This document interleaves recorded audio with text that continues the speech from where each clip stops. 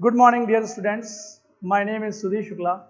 I used to teach subject electronics devices. Electronics devices. See, today I will cover the topic Schrodinger's wave equation. I know you will get confused, little bit confused about this topic Schrodinger's wave equation, because in my previous videos I have also taught you and we have discussed about the Schrodinger's wave equation. But dear students, I hope you will not get being confused, because in that equation which I have told you previously, that was Schrodinger's time dependent equation, and today we will discuss about the Schrodinger's time independent equation. I will also write the topic here so that you may not be confused. Schrodinger time independent wave equation. Okay students, see, it is the equation which we will have in the last, that will be basically independent of the time. Got it? In our previous videos, whatever we have covered, that equation basically depends upon the time. We know that we have two parameters, two variables, position as well as time. But now today what we will have at the final stage, what type of equation we will have at the final stage, that equation is basically independent of the time. Got it, students? Let's start with the, and I have also told you that the Schrodinger's wave equation is classified into two parts, time dependent, time independent. So that is Schrodinger's wave equation and Heisenberg uncertainty principle. These two topics were fundamental in itself. They are not derived from any other way. Okay. So today we will discuss about the time independence wave equation. See, in my first statement, I have written that electron does not move around the nucleus in a fixed orbit, but may in fact anywhere with different probability. What it means कि जो electrons हैं, हमें पता है कि अगर कोई atom लेते हैं, उस एटम का सेंटर पार्ट न्यूक्लियस, और उस न्यूक्लियस के अराउंड कोई इलेक्ट्रॉन न्यूक्लियस के इनसाइड प्रेजेंट नहीं होता है, वो इलेक्ट्रॉन्स न्यूक्लियस के अराउंड रोटेट करते हैं। तो कहने का क्या मतलब है कि यहां जो कहता है कि electron does not move around nucleus in a fixed orbit, किसी एक फिक्स्ड ऑर्बिट में इलेक्ट्रॉन नहीं रोटेट करते हैं, उनका ऑर्बिट डिफर कर सकता है, साथ में ही in fact anywhere with different probability, वो कहीं हो सकता है। हम किसी एक इलेक्ट्रॉन को लेके ये क्लैरिफाई नहीं कर सकते हैं कि ये इसी ऑर्बिट में एग्जिस्ट करेगा। एक इलेक्ट्रॉन ले लिया, लेट्स सपोज, ऐसा है नहीं, बस एग्जांपल के तौर पे आप समझा रहा हूं मैं, लेट्स सपोज एक लाल, पीला, हरा, 3 कलर के अगर आपके पास इलेक्ट्रॉन है, तो यू कांट से कि लाल इलेक्ट्रॉन इस वाले ऑर्बिट में ही रोटेट करेगा, या हरा वाला इलेक्ट्रॉन आउटर मोस्ट ऑर्बिट में करेगा, या पीला वाला इलेक्ट्रॉन वो इन दोनों के बीच वाले ऑर्बिट में रोटेट करेगा। You can't say, you can't define it. Got it? तो वही कहता है कि इलेक्ट्रॉन न्यूक्लियस के अराउंड तो रोटेट करते हैं, ये तो ओके है, इसको आप प्रूव भी कर पाएंगे, लेकिन किस ऑर्बिट में है इसके लिए मुश्किल है बताना। ठीक है, साथ में जो उनकी प्रोबेबिलिटी होती है, ठीक है, उनके प्रेजेंस की, उनके रोटेट करने की, दैट में आल्सो डिफर। तो ये आपका फर्स्ट स्टेटमेंट था। Second, the probability of its present near the nucleus is greatest and the distance from the nucleus increases and probability decreases. What it means कि जो न्यूक्लियस है, एटम का जो पार्ट है न्यूक्लियस, उस न्यूक्लियस के near के जो ऑर्बिट्स हैं, उन ऑर्बिट्स में जो इलेक्ट्रॉन्स के पाए जाने की संभावनाएं होती हैं, that is more, that is greater, वो ग्रेटर होता है। जैसे जैसे न्यूक्लियस से दूरी बढ़ती है, जैसे जैसे न्यूक्लियस से ऑर्बिट दूर जाते हैं, आउटर वाले ऑर्बिट हो या उनसे पास वाले ऑर्बिट हो, उस दौरान जो प्रोबेबिलिटी होती है इलेक्ट्रॉन्स को पाए जाने की, वो क्या होती है, बहुत कम होती है। वही सेकंड में कहता है second statement, the probability of its present near the nucleus is greatest, मतलब न्यूक्लियस के अराउंड जो उनकी probability of finding that electron is more, is higher, is greater, and the distance from the nucleus increases. while the distance from the nucleus is increases as r, small r if you are taking it to be a radius of that orbit or electron or that distance. So if while r is increasing, the probability goes decreasing of what? Finding that electrons. ठीक है, तो ये basically concept रहा electrons को लेके nucleus या atoms में। और हमें पता है कि जब इलेक्ट्रॉन्स को हम न्यूक्लियस के एटम्स के अंदर देख रहे हैं, न्यूक्लियस का पार्ट कंसीडर कर रहे हैं, ऑर्बिट्स की बात कर रहे हैं, उनकी प्रोबेबिलिटी ऑफ फाइंडिंग की बात कर रहे हैं, या जहां कहीं भी टर्म प्रोबेबिलिटी आ गया, that means we are in quantum mechanics. वहां उस दौरान हम किस में हैं? अगर ऐसे कंडीशंस के ऊपर हम चर्चाएं कर रहे हैं या डिस्कशंस कर रहे हैं, या मैं बता रहा हूं that directly means that we are in quantum mechanics. We are not using the classical physics concept, we will use quantum mechanics concepts. Okay, see अब हमें जो कि पढ़ना है Schrödinger's time independent wave equation, so मैं इसको basically start करूंगा। ये बेसिक जानकारी आपको पता लगेगी, इससे क्लैरिफाई हो गया कि हाँ हम क्वांटम मैकेनिक्स के ही दुनिया में हैं, आपको इसके बाहर जाने की जरूरत नहीं है। तो हम स्टार्ट करते हैं कि एक स्ट्रिंग ले लेते हैं हम। ओके, उस स्ट्रिंग मतलब समझ रहे हैं ना, जो पेन के उसमें स्ट्रिंग होता है या आपके जो स्प्रिंग टाइप का होता है, ठीक है, तो वही स्प्रिंग या स्ट्रिंग ले रहे हैं। उसी स्ट्रिंग को मैं क्या कर रहा हूँ? स्ट्रेच कर रहा हूँ, फैला रहा हूं। तो जब फैला रहा हूं तो कुछ वेव टाइप का स्ट्रक्चर बनना है। तो अब उसको, क्योंकि हमें पता था कि जो आपका डी ब्रॉगली सर ने बताया कि लैम्डा और मोमेंटम में क्या रिलेशनशिप है, साथ में ही जो डेविसन जर्मन एक्सपेरिमेंट्स जो रहे 1927 में 1927 में, उससे आपको क्या पता लगा कि जो पार्टिकल्स हैं that shows a wave characteristic, वो क्या बताते हैं? वेव कैरेक्टरिस्टिक बताते हैं। और उन वेव के करस्पॉन्डिंग क्या समस्याएं हैं, ये भी पता लग गई थी हमें। तो देखिए, अब हम उन्हीं कंडीशंस को कंसीडर करते हुए स्क्रूडिंगर्स टाइम इंडिपेंडेंट वेव इक्वेशन को समझेंगे। तो मैंने एक स्ट्रेच स्ट्रिंग लिया और लिखा मैंने कि कंसीडर ए, डियर स्टूडेंट्स, मैं बोर्ड को 2 पार्ट्स में डिवाइड कर देता हूं so that I can easily use the space. Consider a system such as a stretch string। तो अगर स्ट्रिंग को मैंने स्ट्रेच किया है तो it will shows a wave type behaviour. तो मैं उसके करस्पॉन्डिंग इक्वेशन लिखता हूं। I am writing here psi is equals to a sine 2 pi x by lambda। See, if I am talking about this A, what this A is basically amplitude, no doubt.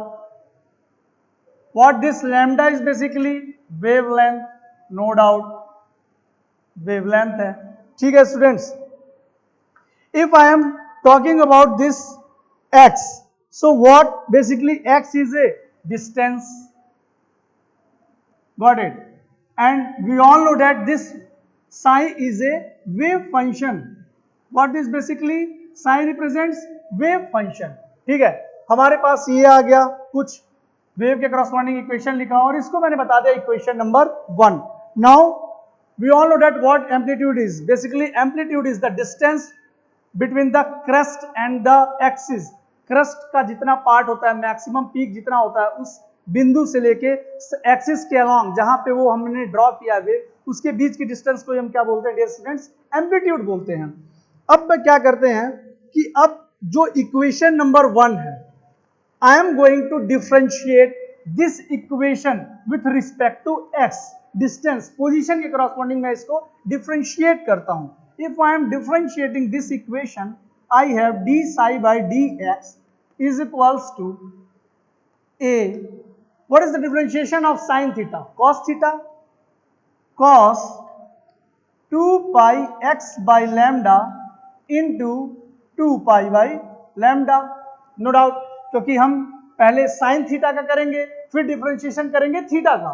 तो while differentiating theta with respect to x means I am going to differentiate 2 pi x by lambda with respect to x, I have values 2 pi by lambda. So I am arranging this 2 pi by lambda parameter along with this amplitude. I have 2 pi a by lambda into cos 2 pi x by lambda. I am taking this to be equation number 2. Okay, students. Again, I am going to differentiating the equation 2 with respect to x. Again, I am going to differentiate. While differentiating, I have d2 psi upon dx square is equals to 2 pi a by lambda. What is the differentiation of cos theta? Yes, students, minus sin theta. So here I have sine 2 pi x by lambda. We all know the differentiation of cos theta is minus sin theta. So again I am differentiating this theta part. I have 2 pi by lambda. हमारे पास 2 pi by lambda आ गया. 2 pi by lambda again हम constant जो है इसको बाहर लेंगे. तो जब हम इसको बाहर लेंगे तो we have this square of this, so we have 4 pi square upon lambda square into a with that of minus sign, because I have this minus sign, sine 2 pi x by lambda. Okay, students, see here it will be d2 psi upon dx square. Now I am taking this equation to be equation number 3. See, I am taking this to be equation number 3.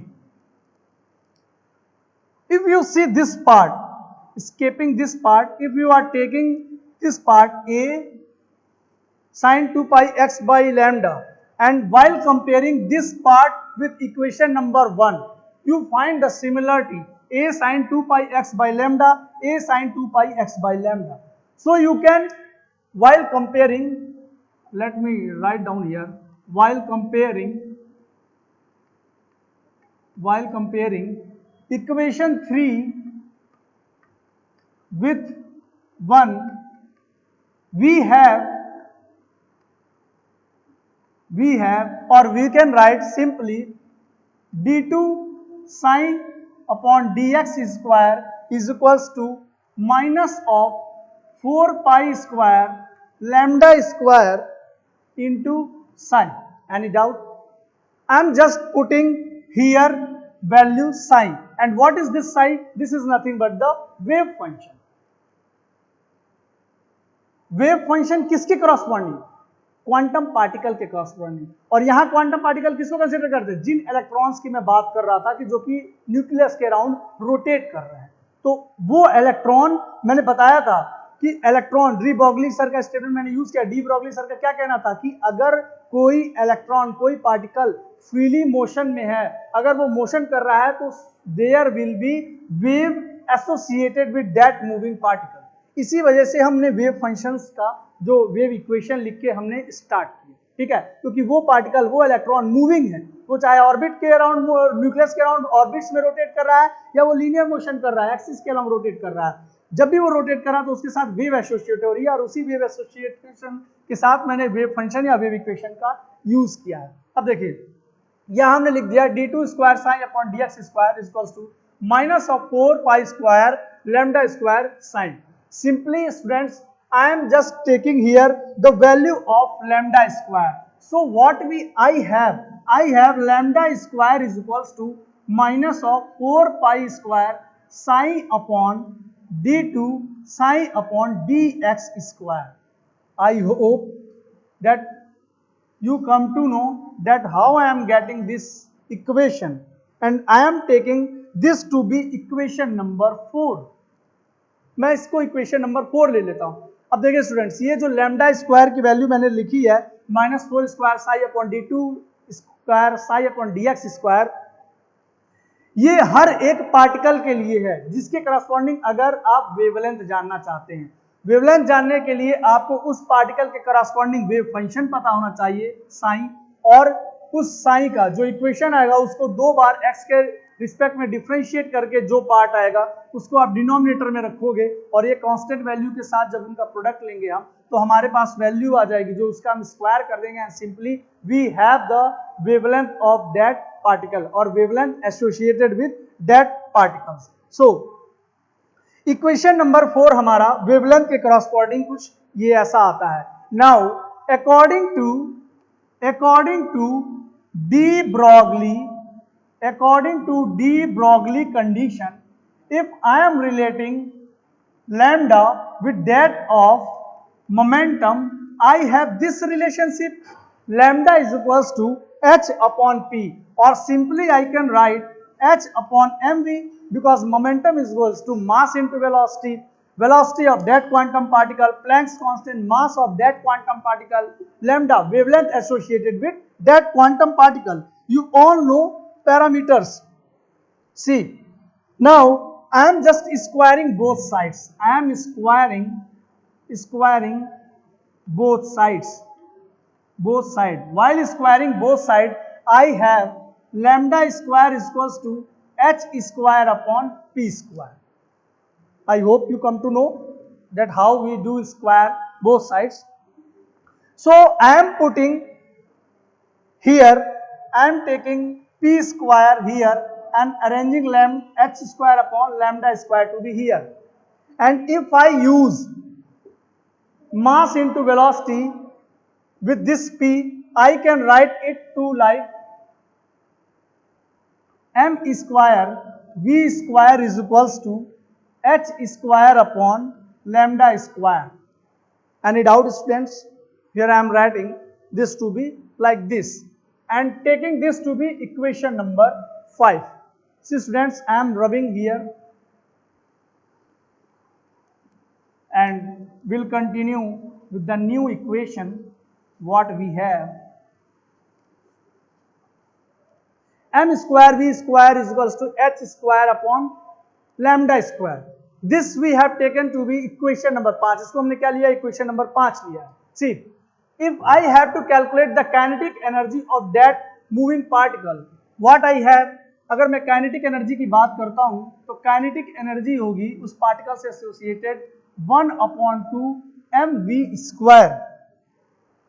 तो अब हम simply क्या करते हैं, 1/2 mv square जो है इसमें क्या करते हैं हम सिंपली ऊपर नीचे मास का मल्टीप्लीकेशन करते हैं.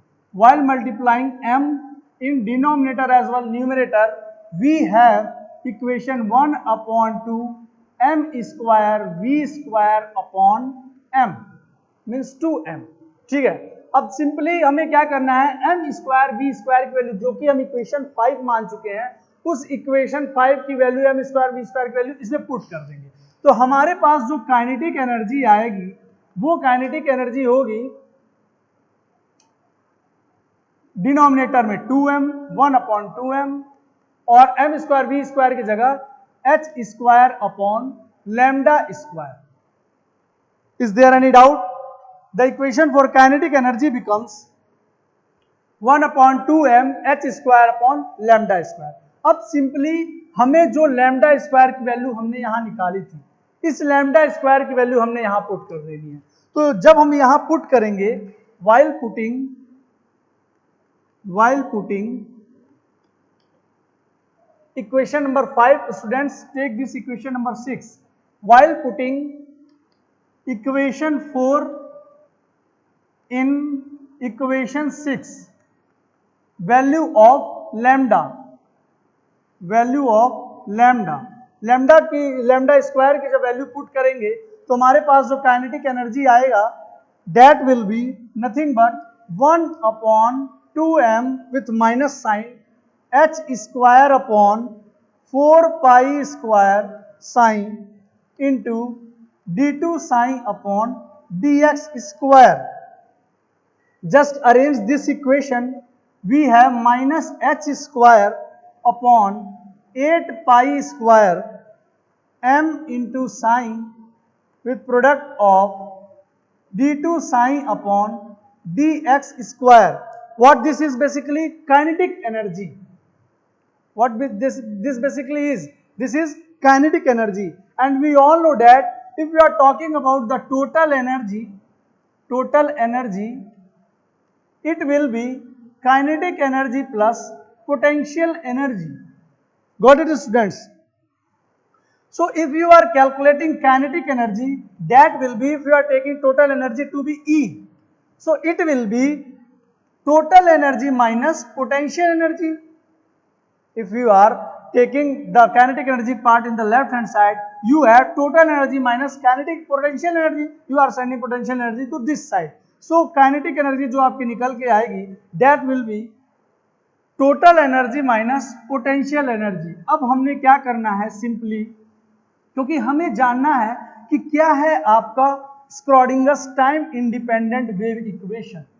तो अब हम क्या करेंगे, जो काइनेटिक एनर्जी की वैल्यू है, सिंपली हम काइनेटिक एनर्जी की वैल्यू इसमें पुट करेंगे, और काइनेटिक एनर्जी की वैल्यू हमने इक्वेशन नंबर 6 से रिप्रेजेंट किया था।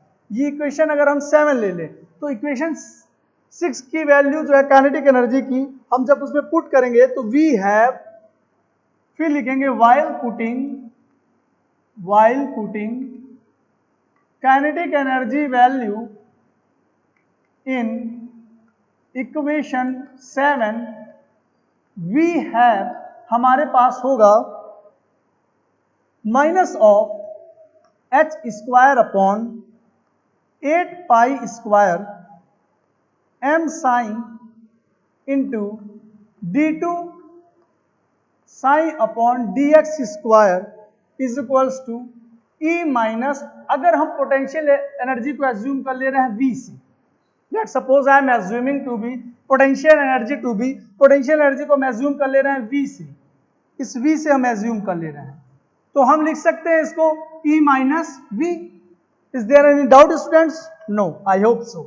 So while writing d2 square sine upon dx square is equals to minus of 8 pi square m upon h square in bracket E minus V with this sign. So I am rearranging this again, this equation with equivalent to 0. I have d2 sine upon dx square plus 8 pi square m upon h square in bracket E minus V into sine is equals to 0. And dear students, what final equation I have? d2 sine upon dx square plus 8 pi square m upon h square in bracket E minus V bracket sine is equals to 0. This is nothing but the Schrodinger's wave equation, and I hope in this equation you are seeing this to be a time independent Schrodinger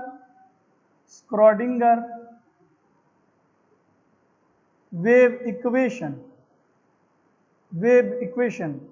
time independent, Schrodinger's wave equation, time independent. Also we can write this equation to be like, see, this equation is in one dimension, and while generalizing this equation in 3 dimension, I have a equation like del square sine plus 2m upon h line square E minus V in bracket multiplication with this sign is equals to 0. This will be the Schrodinger's time independent wave equation in 3 dimensions. And dear students, for every given potential variation V, you can find out energy E, which gives energy of a particle under consideration. Means if you are varying this potential V, you can find the energy E. varying this potential for the particle V, you can find the energy of that particle associated with whose behavior is taking as a wave type in a quantum mechanics. तो students, इस जो equation हमारे पास आई, हम एक बार आप मेरे previous videos भी देखोगे जिसमें मैंने बताया था स्क्रॉडिंगर्स टाइम डिपेंडेंट वेव इक्वेशन। उस दौरान आपने देखा था कि जो साई फंक्शन का डेरिवेटिव के साथ जो इक्वेशन आया था वो कहीं ना कहीं टाइम पे डिपेंड कर रहा था, लेकिन यहां आप देखोगे कहीं भी टी टर्म नहीं यूज किया है। दैट मीन्स जो स्क्रॉडिंगर्स वेव, चाहे वो वन डायमेंशन में हो चाहे जनरलाइज्ड थ्री डायमेंशन की हम बात करें, कहीं भी वो आपका टाइम पे डिपेंड नहीं कर रहा है। That's why I have written Schrödinger's time independent wave equation. Dear students, this is all about the Schrodinger's time independent wave equation and I hope जो मैंने आपको बताया वो आपको समझ लगा होगा। If you have any doubt you can directly ask to me regarding any of the steps जहां मैथमेटिक्स या जिस फॉर्मूले से रिलेटेड आपको इश्यू हो। I hope आपको समझ लगा होगा। So dear students, thank you so much for today's lecture. I hope you come to understand all things which I have told to you, and I also hope just you will take care of yourself. Thank you so much.